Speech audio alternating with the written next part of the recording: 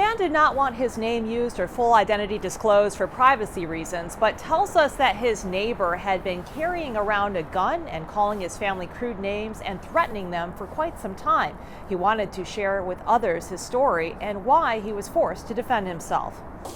We haven't felt safe in there for a while. It was in this hallway that the horrific confrontation began, a fatal shooting Christmas Day, the culmination of a number of nightmarish events one family says they'd been living through since last summer. He just would threaten me, right on the walls, threaten me that he's gonna smoke me, this and that. And every time I would come out my apartment, he'd open his door and be standing right there with his gun. This U District resident, his girlfriend, young son, and stepdaughter had lived in the Abora Court apartments for about 3 years without incident until he says their neighbor moved in, at one point mounting cameras on these brackets that pointed into and around their apartment. We had like 7 cameras, different ones. This one was pointing at my door, and he would just swap it out all day.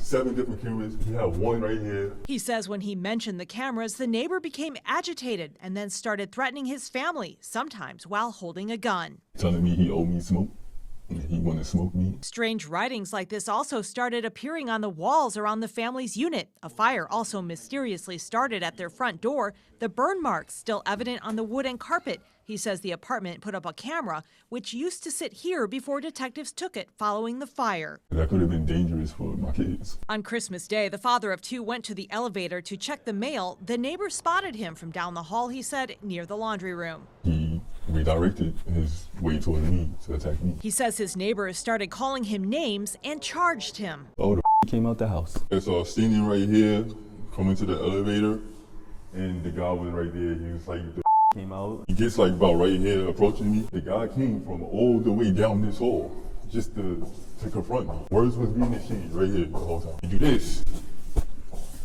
And that's when I backed up. He says he pulled out a handgun in self-defense. It just happened. I backed out right there. He's been cooperating with police and is hoping to move out of the apartment. I just try to stay strong for my family at this point.